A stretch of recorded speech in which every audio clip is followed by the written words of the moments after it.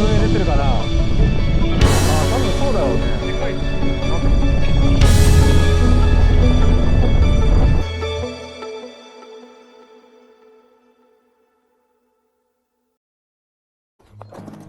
皆さんこんにちは、柳です。今回は北海道の十勝岳に登ります。ラベンダーが有名な富良野や青い池のある美瑛の町が麓に広がっています。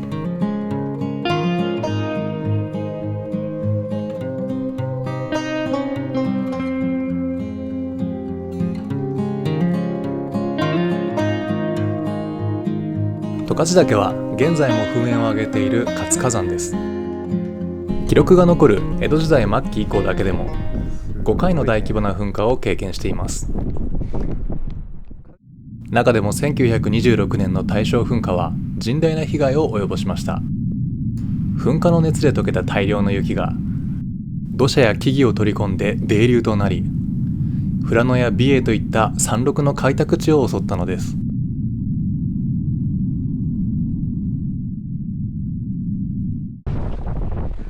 十勝岳を登るにあたってこの一冊を読んできました。三浦綾子さんの小説「泥流地帯」です。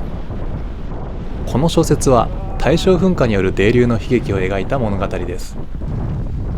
作者の三浦綾子さんは被災された住民の方々への丹念なインタビューを重ねてこの小説を完成させました。そこに込められた実際に災害を体験した方々の声、その悲劇とそこからの復興の物語を感じながら十勝岳に登りたいと思います。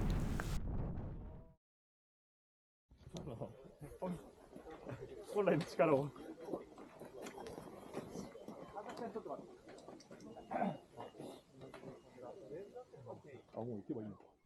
今回のルートをご紹介します。吹上温泉を出発し、森を抜けたら雪原を進みながら徐々に標高を上げます。噴火口の横を通過した先が十勝岳の山頂です。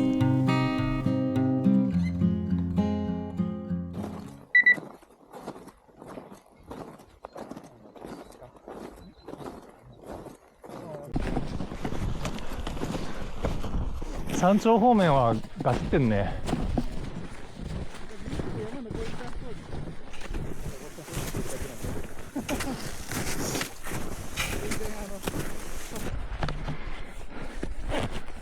日が出てきた。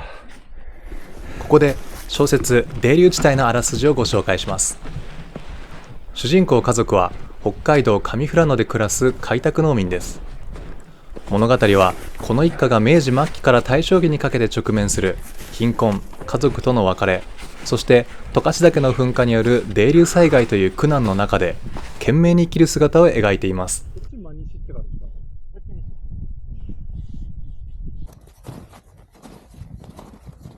おー、すごいすごい。よ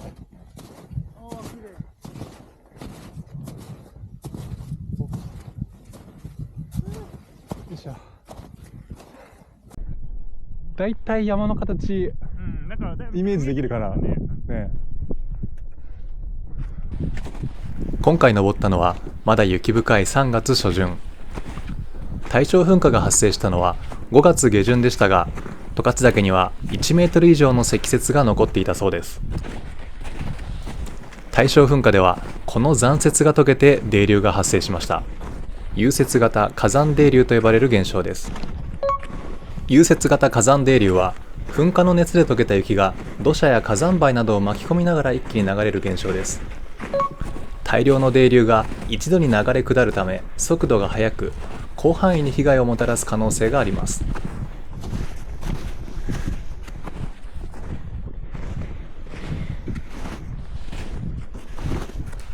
大正噴火では噴火自体の規模は大きくなかったものの、噴火によって誘発された泥流が富良野川や美瑛川を流下し、死者・行方不明者144名に及ぶ災害となりました。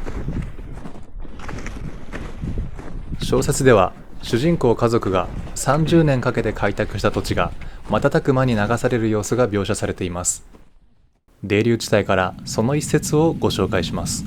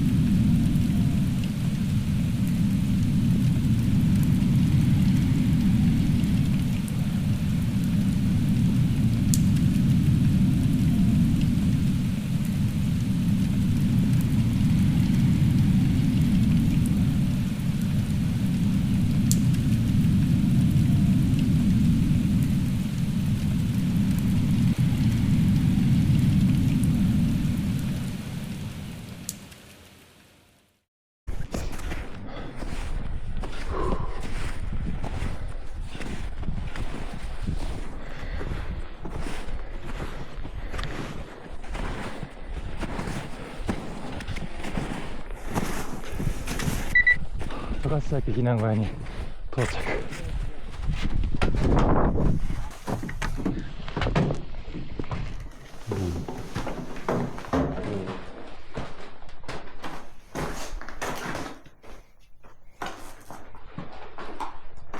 あったかい。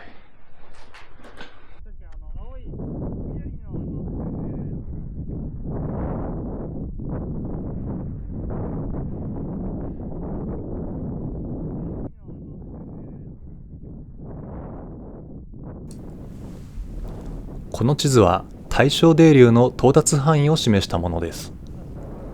噴火からわずか25分余りで火口から約25キロ離れた富良野原野の開拓地に到達したそうです。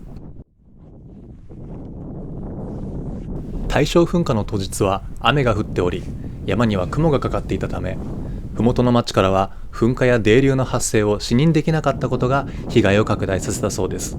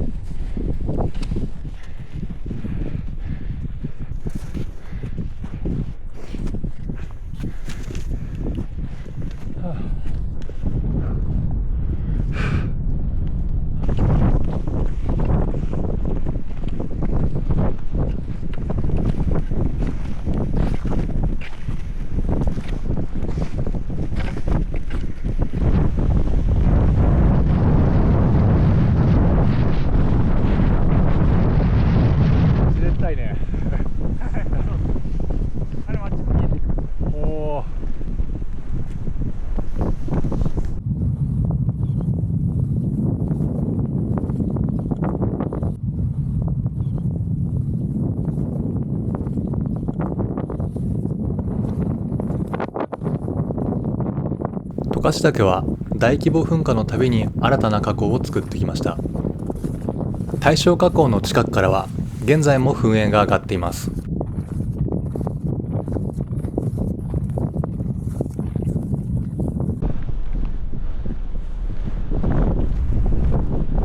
天候が目まぐるしい。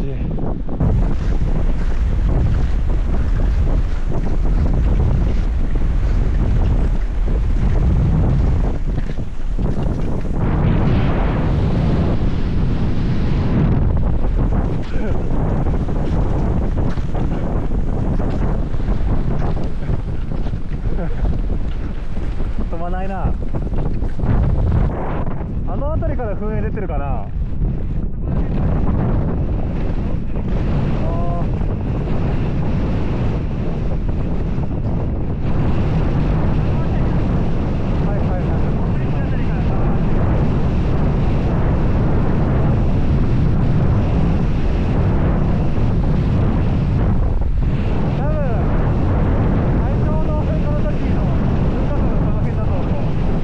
100年前の噴火のこの辺だと思う。これがその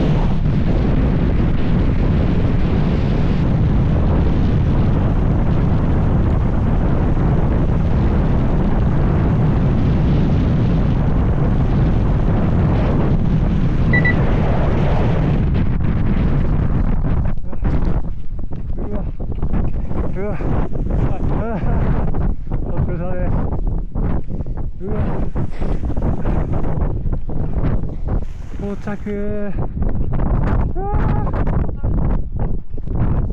ーだね。うわーすごい。家だけもよく見えるねえ。うわー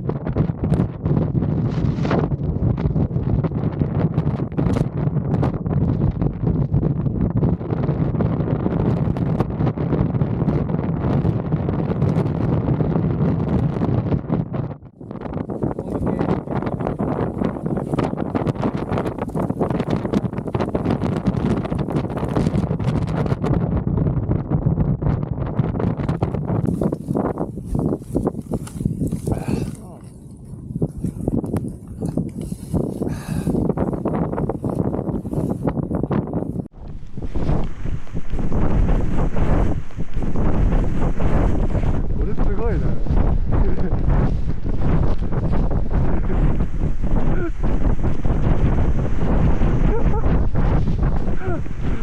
イエーイ。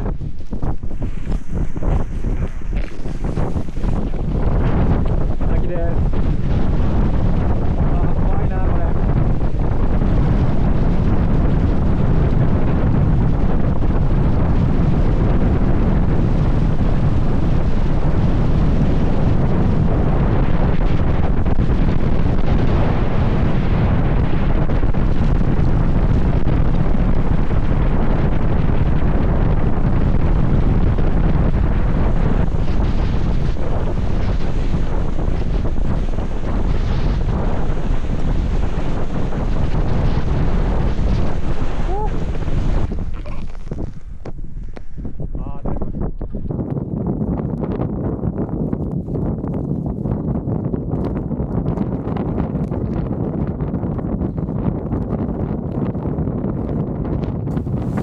登っていた時より視界がクリアになったので、麓に広がる農地がよく見えます。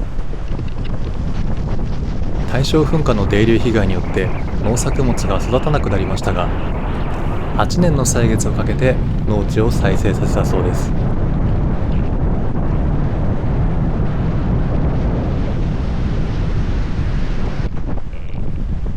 麓にある泥流対策が見えました。砂防堰堤と呼ばれる構造物です。これは投下型堰堤と呼ばれる施設で、大きな岩や流木を止めることができます。浦野川と美瑛川沿いには、このように泥流被害を抑える施設が多数点在しています。あー多分そうだろうね。でかいっすよ。あの川沿い、あの横のラインがあれ、もしかしてあれ砂防だ砂防、もんじゃないか。あの黒いの砂防じゃないかな。すげえハマりやったね。結構でかいよね。これは泥流発生を検知するワイヤーセンサーです。野生動物によって作動してしまうこともあるため、同じ沢に複数設置しているそうです。この他にも噴火前の山の膨らみを検知する傾斜計や、噴火による空気の振動を捉える空振計、監視カメラや GPS などによって24時間体制で噴火の兆候や泥流の発生を監視しているそうです。